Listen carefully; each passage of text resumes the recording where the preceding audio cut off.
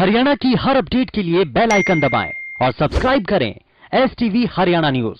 तो किसान नेताओं के बयानों का कितना गंभीर असर किसानों के ऊपर पड़ रहा है, इससे मिलता जुलता आपको एक पूरी खबर हम दिखाएंगे और आपको ये भी बताएंगे कि कैसे राकेश टिकैत के दिए हुए बयान के बाद हरियाणा में किसान अपनी फसलों को नष्ट कर रहे हैं। सबसे पहले ये रिपोर्ट देखिए।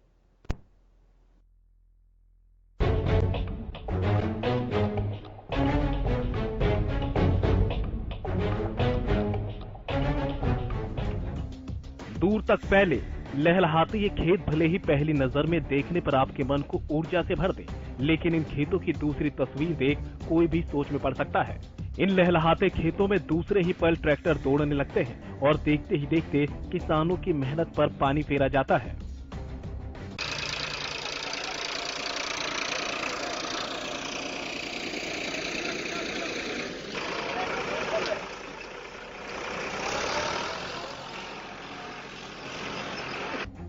लेकिन जरा रुकिए, हरे भरे खेतों को खंडहर में तब्दील करने वाले कोई और नहीं बल्कि किसान ही हैं, जिन्होंने इन खेतों को अपनी मेहनत से सींचा था। लेकिन ऐसे क्या आफत आन पड़ी कि उन्हें अपने खेतों में खड़ी फसल को इस तरह से बर्बाद करना पड़ा। जरा किसानों से ही सुनिए। इसलिए मैंने ये कदम उठाया कि मेरे भाई जो किसान हैं, धरने पे बैठे हुए हैं, वो बहुत परेशान हैं, सारे देश के किसान परेशान हैं। तो मैंने ये सोचा कि ये तो गलत हो रहा, तो मैंने ये भावुक होकर ये कदम उठाया है और मैं इस पर मुझे कोई अफसोस नहीं है। मैंने ये जो कदम उठाया है, जो नुकसान किया है, मुझे बिल्कुल इत्मीनान है। मैंने अपने किसान भाइयों के लिए किया है और मैं आगे भी कोई अपने भाई किसानों के लिए कोई ऐसी बात होगी तो मैं उसमें भी तैयार हूँ। कृषि कानून के विरोध में किसानों का आंदोलन दिल्ली की सीमाओं और सड़कों से खेतों तक पहुंच चुका है, जहां किसान अपना विरोध जताने के लिए खेत में लगभग तैयार हो चुकी फसल को नष्ट कर रहे हैं। प्रदेश के कई हिस्सों से फसल नष्ट करने की खबरें सामने आई है, जो काफी चिंताजनक है। इतना ही नहीं, अब किसानों ने अपनी मांग को मजबूती से रखने के लिए फसलों को नष्ट करने के अलावा दूध भी महंगा करने की चेतावनी दी है। हम अपना गेहूं कृषि कानून के दुख की वजह से बाहर है। अच्छा। 5 एकड़ जमीन है, खान जोगा रखेंगे और अगर मोदी जी ने एक अपना कानून वापिस नहीं लिया तो अपना दूध का रेट भी 100 रुपए से कम नहीं देंगे। पहले दिल्ली में ट्रैक्टर मार्च, जगह जगह पंचायत, दमन विरोधी दिवस के बाद अब किसानों ने 26 फरवरी को युवा किसान दिवस मनाने का फैसला लिया है। यानी अब किसान आंदोलन के बीच वार्ता दूर नजर आ रही है। ऐसे में देखना होगा कि रुकी हुई वार्ता को शुरू करने के लिए बीच का रास्ता कब तक निकल पाता है। Bureau report, Haryana news.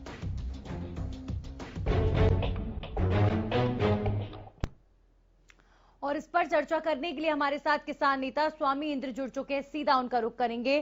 Swami ji, बहुत बहुत स्वागत आपका। लेकिन सबसे पहला सवाल सर मेरा आपसे यही है कि जो कुछ भी हो रहा है, राकेश टिकैत ने बयान तो दे दिया, लेकिन उसके बाद से जिस तरीके से किसान भावुकता में अपनी फसल को नष्ट कर रहे हैं, क्या वो सही है? नंदन जी, मैं पहले बता देना चाहता हूं, राकेश टिकैत जी या संयुक्त किसान मोर्चा की तरफ जब भी बयान आया है, वो बयान ये आया था कि पूर्व में जब ऐसे ही 3 काले कानून अंग्रेजों के समय में ब्रिटिश सरकार ने लगाने की कोशिश की थी, तो किसानों ने क्लियर कह दिया था कि हम अपनी फसल आपको एक दाना नहीं देंगे, भले ही आग क्यों नहीं लगानी पड़े अपनी फसल को। तो उस समय यही हुआ था कि चाचा अजीत सिंह जी, आपको पता ही है, भगत सिंह जी के जो चाचा जी थे, उन्होंने पकड़ी संभाल कहा कहकर किसानों को इकट्ठा किया, लामबंद किया और किसान इकट्ठा भी हुए। और आज वही स्थिति फिर आ गई है। वैसे ही 3 काले कानून जो सरकार द्वारा लाए गए हैं, एसेंशियल कमोडिटी एक्ट जो है, सबसे ज्यादा किसान के साथ साथ देश का आम गरीब नागरिक को प्रभावित करने वाला है। ये काला कानून कैसे बना, इस पर चर्चा होनी चाहिए देश के अंदर। आज तक कोई इस वक्त बता के राजी नहीं है। बीजेपी के प्रवक्ता आते हैं, मैं उनसे पूछता हूं, एसेंशियल कमोडिटी एक्ट 2020 से पहले, सितंबर 2020 से पहले ये कानून जो था, जमाखोरी को रोकने के लिए कानून बनाया गया था। आज ये कानून जमाखोरी को बढ़ाने का कानून बन गया है। सर, कानून पर लड़ाई आपकी लगातार जारी है और जो शांतिपूर्ण आंदोलन है उसका देश समर्थन करता है, लेकिन अपनी फसलों को किसान नष्ट कर रहे हैं। और अभी आंदोलन को आप एक तरफ शांतिपूर्ण तरीके से चलाने की बात करते हैं। देश में सर कई लोग आज भी भूखे सोते हैं और ऐसे में कुछ एक हिस्से ऐसे हैं जहां खेतों में किसान अपनी फसलों को नष्ट कर रहे हैं। दूसरी तरफ एक और बात ये कि उनका भी तो परिवार है जो अपनी फसलों को भावुकता में आके नष्ट कर रहे हैं। उनके परिवार की जिम्मेदारी कौन लेता है? क्या राकेश टिकैत ले रहे हैं आकर? उन्होंने बयान तो दे दिया कि फसलों को आग लगा देंगे, लेकिन क्या उन्होंने अपने बयान के बारे में विचार किया था ये देने से पहले कि किसानों पर इसका असर क्या होगा? यही मैं बता रहा हूं, हमने अपने किसान साथियों से ये कहा है कि ऐसी स्थिति अगर हमारी बनती है और सरकार हमारे पर दमनकारी नीति अपनाती है तो हम हमारे पूर्व में जो हमारे नेता थे सर छोटू राम, उनका अनुसरण करते हुए आगे बढ़ेंगे। बाद में सफाई दी, उसका असर नहीं हो रहा कोई खराब कर रहा है। इन किसानों को रोकने के लिए आप क्या कर रहे हैं? किसान तैयार हो चुका, किसान ने अपनी कमर जो है कस ली है और सरकार से दो हाथ करने के लिए स्वामी जी, आप बने रहिए हमारे साथ। एक बार फिर से मैं आपके पास वापस लौटूंगी और इन्हीं सवालों का जवाब आपसे लूंगी। लाजपत, भले ही संयुक्त किसान मोर्चा के तमाम किसान नेता ये अपील कर रहे हो कि किसान अपनी फसल को नष्ट ना करें, लेकिन राकेश टिकैत के बयान का जो असर होना था, माने कि वो हो गया है। जी बिल्कुल नंदनी, देखिए बात करें तो जिला सोनीपत में फसलों को तहस नहस करना शुरू कर दिया है। जैसे कि खरखोदा में किसान ने अपनी फसल को तहस नहस किया है। हमने उनसे बातचीत की और हमने अपील भी की कि आप फसल को तहस नहस ना करें।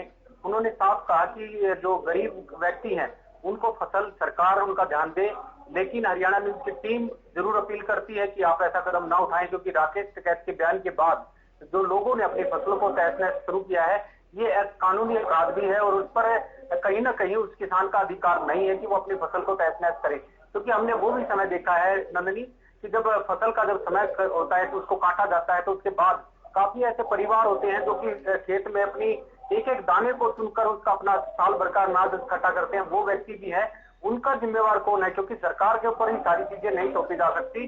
किसान धरती पुत्र है, अन्नदाता है कि वो सभी का पेट भरता है, लेकिन फसल को जो तहस नहस करना ये कानूनी अपराध है। और उन लोगों से जरूर अपील है जो किसान अपने आप को धरती पुत्र अन्नदाता कहता है और सबका पेट पालता है, उनसे हरियाणा न्यूज की टीम जो है। लाजपत, शुक्रिया आपका हमारे साथ जुड़ने के लिए। स्वामी जी, राकेश टिकैत ने ये तो कह दिया कि अगर जरूरत पड़ी तो फसल में आग लगा देंगे। अब जब सच में किसान फसल को नष्ट कर रहे हैं तो राकेश टिकैत के पास क्या रोड मैप है? क्या अब उनको सामने नहीं आना चाहिए और किसानों से अपील करनी चाहिए कि वो ऐसा ना करें? देखिए जी, कल राकेश टिकैत जी राजस्थान थे, उनसे मेरी फोन पे बात हो रही थी। उन्होंने कहा कि मैंने किसानों को अपील की है और लगातार ये अपील वो कर भी रहे हैं कि किसान अभी धैर्य रखें, अभी वो समय नहीं आया कि हमें अपनी फसलों को आग लगानी पड़े। पर हाँ, अब समय ये आ गया है कि जो हमारे बॉर्डर हैं जहां पे किसान बैठे हैं, फसल कटाई का समय आने वाला है, तो किसान जो है, जो हमारे बुजुर्ग साथी हैं गांव के अंदर बैठे हैं, हमारे बुजुर्ग किसान नेता, हमारे बुजुर्ग किसान आज मोर्चों पे जाएं और युवा साथी जो खेतों को जाके संभाले, क्योंकि इस समय खेत को संभालने का समय है, फसल कटाई का समय है और नई फसल बुआई का समय आने वाला है। तमाम बातों को ध्यान रखते हुए हमने अपील भी कर दी है और बार बार हम अपील कर रहे हैं किसानों से कि जो किसान साथी बुजुर्ग हैं वो गांवों से निकलकर मोर्चों को संभालें और जो युवा साथी है वो जाकर खेतों को संभाले, क्योंकि आने वाला समय जो है इस देश के अंदर नई क्रांति का समय है, युवा क्रांति का समय है, देश में आर्थिक मुक्ति का समय है। आज किसान का जो बेटा पढ़ लिखकर बेरोजगार जो हो गया है, जो मोदी सरकार ने कहा था कि 2 करोड़ लोगों को हम नौकरी देंगे, आज उन लोगों से, युवाओं से अपील है कि जो युवा आज बेरोजगार हो गए हैं इस आंदोलन में शामिल हो, इस आंदोलन को नया दिशा दे, क्योंकि आज देश के अंदर परिवर्तन का समय आ गया है और देश में बहुत बड़ा परिवर्तन होगा, क्योंकि देश की सबसे बड़ी शक्ति जो किसान शक्ति है वो जाग चुकी है। 70% से बड़ा देश का जो युवा है इस आंदोलन में शामिल हो चुका है और देश की आबादी जो है लगभग 95% लोग जो है इस आंदोलन में सहयोगी। अब तक आपका जो एम था, जो टारगेट था आंदोलन का, वो कृषि कानून की वापसी थी। क्या अब उससे 2 कदम आगे बढ़कर अब सरकार परिवर्तन आपका टारगेट हो गया है? नन्नी जी, अभी हम सरकार से कुछ नहीं कर रहे, हम तो ये कह रहे हैं आज देश के अंदर युवा जागृति का समय आ गया है, क्योंकि किसान का बेटा देश की सीमाओं की रक्षा करता है, किसान का बेटा देश की आंतरिक रक्षा करता है, किसान का बेटा देश का पेट भरने का काम करता है। आज समय आ गया है कि देश में जागरण का समय आ गया है, युवा शक्ति का जागरण का समय आ गया, क्योंकि आज युवा नहीं जागेगा तो फिर कब जागेगा? क्योंकि हमें बरगलाया गया है, हमें फुसलाया गया है, हमें धोखे में रखा गया है, हमें अन्नदाता कहकर आज हमारी स्थिति क्या होगी आप जानती हैं। मध्य प्रदेश में, छत्तीसगढ़ में, उड़ीसा में, आंध्रा में, तेलंगाना में किसानों के पास तो पैरों में पांव पहनने की चप्पल तक नहीं है। हमारी माताओं बहनों के पास पहनने के लिए कपड़े तक नहीं है। गांव के अंदर स्कूल शिक्षा का प्रबंध नहीं है। तमाम ऐसी चीजें हैं जो हर नागरिक के लिए जरूरी है। भारत को 73 वर्ष की आजादी होगी, पर किसान के पास अभी आजादी वाली चीज पहुंची ही नहीं है। तमाम ऐसे प्रश्न हैं जब उठकर आप सामने आए हैं। अगर आपने भारत का दर्शन करना है तो इन बॉर्डरों पे जाइए, दिल्ली की चारों तरफ सीमाओं पे जाइए, आपको भारत का सभी रंग मिलेंगे और उस अंग के अंदर आपको एकता मिलेगी, किसान एकता मिलेगी, देश की जागरण की एकता मिलेगी और राष्ट्रवाद के आपको जो लोगों के अंदर कूट कूट कर जो भावना भरी हुई है, वो लोग आप बोलते नजर आएंगे कि हम देश के अंदर परिवर्तन चाहते हैं, देश के अंदर आर्थिक मुक्ति चाहते हैं। कब तक देश का जो बहुत बड़ा हिस्सा है, जो है बहुसंख्यक समाज जो है, किसान जो है, क्यों हम दबे कुचले रहे? अब हमें अपना अधिकार चाहिए, हमें अपना भाव चाहिए। जब सरकार सभी भाव तय करती है, इंडस्ट्री अपना भाव तय करती है, तो सरकार का फर्ज बनता है किसान का भाव भी तय करे राष्ट्र हित में। जी चलिए, बिल्कुल जो बात आपने कही एकजुटता की, तो उसकी तारीफ हम भी लगातार करते आए हैं कि वाकई जिस हिसाब से तमाम किसान एकजुट होकर एक साथ अपनी आवाज आगे बढ़ा रहे हैं, वो काबिल तारीफ है। लेकिन यहाँ पर एक और बड़ी बात यह है कि लगातार संयुक्त मोर्चा बैठा हुआ है और 90 दिनों से ज्यादा हो चले हैं। अब रास्ते सर जो है ब्लॉक हैं, आम लोग परेशान हो रहे हैं। अब संयुक्त मोर्चा की तरफ से एक लेटर लिखा गया है राष्ट्रपति को कि इन रास्तों को प्रशासन जो है खोले आम लोगों के लिए। अब रास्ते तो ब्लॉक खुद किसानों ने किए हुए 90 दिनों से, फिर किसान ही जो है पत्र लिख रहे हैं राष्ट्रपति को, तो ये डबल स्टैंडर्ड्स क्यों? नंदिनी जी, मुझे लगता है कि आपको इस तरह ऐसा लगता है कि किसान रास्ता रोके बैठे हैं। आप देखिए, कंक्रीट की दीवार किसने बनाई? सरकार ने बनाई। सड़कें किसने खोदी? सरकार ने खोदी। सड़कों पे कील किसने लगाई? सरकार ने लगाई। हमने तो जाकर फूल बोए हैं। हमने सरकार ने कहा कि आप कांटे बोएंगे तो हम फूल बोएंगे। भूख के ऊपर देश के अंदर व्यापार नहीं होने देंगे।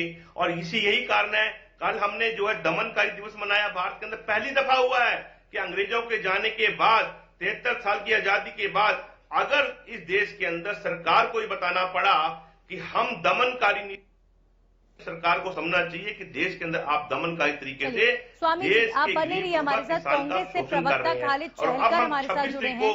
बहुत बहुत स्वागत आपका खालिद साहब। लेकिन जिस तरह की स्थितियां इस वक्त बनी हुई हैं, विपक्ष लगातार सरकार को घेर तो रहा है, लेकिन हर दिन में ये बात जो भी कांग्रेस से हमारे साथ जुड़ते हैं उनसे करती हूँ और आपसे भी करूंगी कि आपको नहीं लगता कि अब हाई टाइम है और अब कांग्रेस को आगे आना चाहिए और समाधान के लिए रास्ता ढूंढना चाहिए? एक विपक्ष को ऐसी भूमिका निभानी चाहिए। विपक्ष की भूमिका का सवाल है। कांग्रेस अपना काम बखूबी कर रही है और जो भी जरूरत है इस देश की और जो देश के किसानों की जरूरत है, उसमें हर हाल में उनके साथ हम खड़े हैं। ये निर्दयी सरकार है। इनको भावनाएं सरकार को इस देश की भावनाएं नहीं पता है। उस तरह से हालात है इस समय देश में और किसानों में। किसानों की फसलें जोती जा रही है, उनको ऐसा नजर आ रही है। और हम भारत सरकार चाहती है, आज भारत के स्वामी जी, मेरा सवाल स्वामी जी, और देश मेरी आवाज आप तक पहुंची। मेरा सवाल खालिद जी से है। मेरा सवाल खालिद जी से। खालिद जी बोलिए। तो मैं कह रहा था कि अगर किसानों को ऐसा लगता है कि उनकी फसल जो है कि सरकार मान जाएगी, ये देश को ये बात समझ लेनी चाहिए कि सरकार पूरी तरह से बिल्कुल जुल्म पे उतरी हुई है। वो इस देश में ना किसानों की, युवाओं की, किसी की आवाज नहीं सुन रही। उनको सिर्फ 2 आदमियों की आवाज इस देश में सुनाई दी गई। जैसे अभी 2 दिन पहले साबित हुआ, जो गुजरात में एक बहुत बड़े स्टेडियम का, एक तरफ तो ये सम्मान करते हैं महापुरुषों, दूसरी तरफ उनके नाम से बने स्टेडियम को नाम चेंज कर रहे हैं और सिर्फ 2 और 2, हम 2 और हमारे 2 की बात इस देश के अंदर हो रही है। किसानों से हमारी हृदय से अपील है कि फसलों को, जिस फसल से उनका परिवार पलता है, पूरा देश पलता है, जो हम सब फसलों को नष्ट नहीं किया जाना चाहिए। जी बिल्कुल, यही अपील हम भी लगातार कर रहे हैं, लेकिन किसी की अपील का असर नहीं हो रहा है। कई किसान अब तक अपने खेत में फसल नष्ट कर चुके हैं, जो कि बेहद निराशाजनक है। और इसीलिए मैं बार बार बोल रही हूँ कि राकेश टिकैत हो, चाहे कोई भी किसान नेता हो या कोई भी व्यक्ति हो, उनको बयानबाजी उसी हद तक करनी चाहिए जब आम जन के जीवन में उसका प्रभाव ना पड़े। हमारे साथ रेणु भाटिया जुड़ी है बीजेपी से। बहुत बहुत स्वागत आपका रेणु जी। समाधान कब तक होगा रेणु जी? कृषि मंत्री कह रहे हैं कि अगर किसान प्रस्ताव पर हामी भरते हैं तो बातचीत संभव। अब किसान तो पहले ही उस 1.5 साल वाले प्रस्ताव को नकार चुके हैं, यानी अब क्या बातचीत भी नहीं होगी?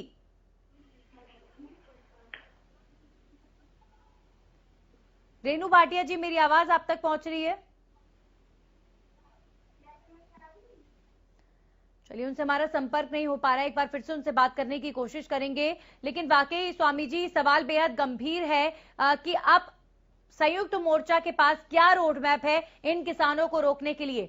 भड़काने वालों ने भड़का दिया, लेकिन अब इन्हें समझाएगा कौन और किस तरीके से?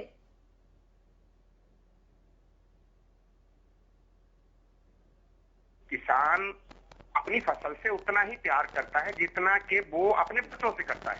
स्वामी जी से मेरा सवाल है जी। आया स्वामी कि जी, पहली बोलिए। दफा भारत के अंदर किसान जागृत हुआ है और देश का किसान जो है खुलकर सामने आया है, और देश की सरकार ने किसान को गुमराह करने के लिए जो चर्चा हुई थी, आप देखा होगा कि अभी कुछ दिन पहले, परसों की बात है, गुड़गांव के अंदर खुद प्रदेश के जो अध्यक्ष हैं उनके से लोग पूछ रहे हैं, बीजेपी कार्यकर्ता जी, किसानों को समझा तो सकते नहीं काले कानूनों के बारे में, हम उनको गुमराह कैसे करें, ऐसा मंत्र दीजिए।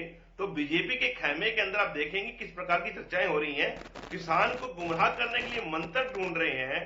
वास्तव में किसान और देश को सही दिशा में ले जाने के लिए चर्चा नहीं कर रही हैं, और यही कारण है कि आज मेरा किसान सवाल सर जो है, आपसे था कि क्या आंदोलन रोड का मैप रास्ता आपके है, पास है वो उन तरीके से किसानों को महात्मा रोकने गांधी के की लिए जो विचारधारा अपनी के साथ फसलों को नष्ट आगे करें? बढ़ रहे हैं। चलिए, इन तमाम आरोपों का जवाब देने के लिए रेनू भाटिया जी हमारे साथ मौजूद है। रेनू जी, आवाज आप तक पहुंच रही है मेरी? जी नंदनी, मुझे सुनाई दे रहा है। आपको मेरी आवाज आ रही है? जी जी, बिल्कुल आ रही है जी, ओके, बिल्कुल आ रही है। नंदनी, मैं ये कहना चाहती हूँ कि राकेश टिकैत को मैं कल से सुन रही हूँ, एक ही बात कर रहे हैं कि हम इस तरह से करेंगे, उस तरह से करेंगे। मुझे नहीं लगता ये कोई समझदारी की बात है कि अपने ही किसान, यदि ये सच्चे किसान होते तो अपने भाइयों को इस तरह से आत्महत्या करने पर मजबूर ना करते। किसान जब अपनी फसल नष्ट करता तो उसकी एक आत्महत्या होती। टिकैत जी अपने घर को खुद आग लगाएंगे? नहीं लगाएंगे, लेकिन दूसरों को भड़काने का काम ये पूरा करेंगे। मैं तब मानूंगी टिकैत जी जिस घर में रहते हैं, अपने परिवार के जिस घर में रहते हैं, उस घर को अपने हाथों से आग लगाए, तब माना जाएगा कि किसान है और किसानी से इन्होंने इस घर को बनाया है। लेकिन ये ऐसे नहीं करेंगे। ये उन गरीब किसानों को इस्तेमाल कर रहे हैं, उनको यूज कर रहे हैं जो सच्चे मायने में किसान, लेकिन ये शरारती तत्वों के माध्यम से इस तरह की बातें करते हैं। लाल किले पर इस तरह से करना, अब संसद पे इस तरह से करेंगे, अपने देश को बर्बाद करने का काम ये चंद लोगों के कहने पर, चंद लोगों के भड़कावे में आकर और चंद लोगों की लालच में करते हैं। जी जी जी, ठीक है। आप लोग कह रहे हैं कि इन्हें भड़काया जा रहा है। देखिए, इतनी संख्या में जो लोग बॉर्डर्स पर बैठे हुए हैं उन्हें भड़काया नहीं जा सकता। यहाँ इक्का दुक्का या कुछ किसान नहीं है, बहुत सारे किसान हैं। बहुत सारे किसानों को अब कैसे समझाना है, ये जिम्मेदारी सरकार की है। या तो कानूनों की वापसी हो या कानूनों पर किसानों की सहमति के लिए काम किया जाए। सरकार मौन क्यों है? देखिए नंदनी, ये तो वो बात हो गई कि किसी का कोई मर्डर करता है और उसको पकड़ा ना जाए, उसके ऊपर 307 ना लगाई जाए। क्या इस तरह की बात के लिए आप राजी हैं कि कानून वापस लिया जाए? तो ये भी उसी तरह के कानून हैं जिसमें देश का, किसानों का, सबका भला है। मुझे समझ नहीं आया, लेकिन हाँ एक बात है कि इतनी संख्या में जो लोग बैठे हैं आप उन्हें नजरअंदाज नहीं कर सकते। देखिए, नजरअंदाज तो कहाँ किया। पहले ही दिन माननीय अमित शाह जी ने कहा कि जो लोग अपना आंदोलन करना चाहते हैं, अपनी बात रखना चाहते हैं, वो बेधड़क करें, उनको जगह, स्थान, उनको टॉयलेट की सुविधा, पानी की सुविधा, सब सुविधाएं देने के लिए बात की। तब भी इन्होंने नहीं माना। इसका मतलब जो लोग इनको लीड कर रहे हैं वो एक शरारती दिमाग है जो देश को खराब करने की बात करते हैं, देश को बनाने की बात नहीं करते। कहाँ तो पूरी दुनिया में भारत का परचम लहराने की बात चल रही है, और लहराया माननीय मोदी जी ने। आज से पहले इतना मान सम्मान भारत के किसी प्रधानमंत्री को नहीं मिला। लेकिन मुझे नहीं लगता कि ये देश के प्रधानमंत्री से खुश है। इनको किसानों की परेशानियों से, उन चीजों से कोई लेना देना नहीं। क्योंकि अगर ये सोचते, लेकिन मेरी एक लाइन और रहती है, मेरी एक लाइन और है। मैं ये कहना चाहती हूँ कि अगर टिकैत जी सही मायने में इन किसानों का भला करना चाहते तो वो दिमाग लड़ा के, कानूनी पहलुओं को ध्यान में रखते हुए, बेहतरी को ध्यान में रखते हुए उन पूरे कानूनों को पढ़ते, समझते और उसका दूरदर्शी भला सोचते, लेकिन वो ऐसा करना नहीं चाहते क्योंकि उनको पता है कि उनकी राजनीति खराब होगी। जो अपने समय में नेता बार बार अपने शहर से नहीं जीत पाया, जो बार बार अपनी जमानत जब्त कराता रहा, उसको अभी तो मौका मिला है। तो डकैत को तो अभी मौका मिला है सिर्फ इस तरह से। लेकिन मैं उनसे निवेदन करती हूँ आपके चैनल के माध्यम से कि किसानों को बर्बाद करके अपनी राजनीति को ना चमकाएं, देश की शान आन बान शान को गिराकर अपनी राजनीति ना चमकाएं। एक सेकंड स्वामी जी, रेणु जी, चलिए ठीक है। अगर आपको लगता है कि कुछ लोग राजनीति कर रहे हैं तो हमने आपकी बात सुन ली, लेकिन हर कोई तो राजनीति नहीं कर रहा। सरकार के पास क्या रोड मैप है, क्या ब्लूप्रिंट है? क्या ऐसे ही आंदोलन चलता रहेगा और आप शांति से देखते रहेंगे? सरकार ने नंदनी एक बार नहीं 50 बार इस रोड मैप को बताया। सरकार ने कहा एमएसपी खत्म नहीं होगी, सरकार ने कहा मंडियां बंद नहीं होंगी। कहीं मंडियां बंद हुई क्या? 1000 पर इस बजट में लोग बॉर्डर्स पर बैठे दिल्ली के, उन्हें सरकार के वक्तव्य पे विश्वास नहीं है। वो लिखित में चाहते हैं, वो कानून के रूप में चाहते हैं। देखिए, जो कानून बना है वो दूर की सोच के साथ बना है और इसी भारत के किसानों के भविष्य के लिए बना है। इसलिए कोई सोचे कि भारत का भविष्य खराब कर देंगे वो इस तरह से, तो ऐसा पॉसिबल नहीं है। ये बताइए, देश सुनना ऐसा पॉसिबल नहीं है। क्या पॉसिबल नहीं है? रेणु जी क्या कह रहे हैं आप? एक सेकंड स्वामी जी, मैंने कहा कि अभी जो लोग ये सोचते हैं नंदिनी कि देश के भविष्य को खराब किया जाएगा और किसानों को टूल बनाया जाएगा, वो इस तरह की अपनी मंशा में सफल नहीं होंगे। सरकार उन पर पूरी कार्रवाई करेगी। जो देश को खराब करने की सोच रखेंगे उनको आगे नहीं बढ़ने दिया जाएगा। बात कर रही हूँ जो पिछले 95 दिनों से बॉर्डर्स पर बैठे हुए हैं। किसानों को किसी तरीके का नुकसान नहीं होगा। किसानों को किसी तरीके का नुकसान नहीं होगा। सरकार ने बार बार कहा है कि आप बॉर्डर से उठे। एक दूसरे के साथ बात करके कम से कम इस पर तो हम ही भर ही सकते हैं कि सरकार में और किसानों में कम से कम बातचीत होनी चाहिए। सरकार ने बार बार उनसे बातचीत की है। सरकार ने बार बार कहा है, लेकिन सरकार ने बातचीत के दरवाजे बंद कर दिए। बिल्कुल नहीं, सरकार ने बार बार उनसे निमंत्रण दिया। चलिए, सरकार ने आप सभी का बहुत बहुत धन्यवाद हमारे साथ जुड़ने के लिए। लेकिन बार बार हरियाणा न्यूज यही बात कह रहा है कि बातचीत के दरवाजे खुलने चाहिए। किस पक्ष को पहल करनी है वो दोनों पक्ष आपस में तय करें। लेकिन अब कहीं ना कहीं ये मसला ईगो की भेंट चढ़ रहा है, जो कि नहीं होना चाहिए। देश हित के लिए सरकार को, देश हित के लिए किसान नेताओं को आगे आकर समाधान निकालना चाहिए।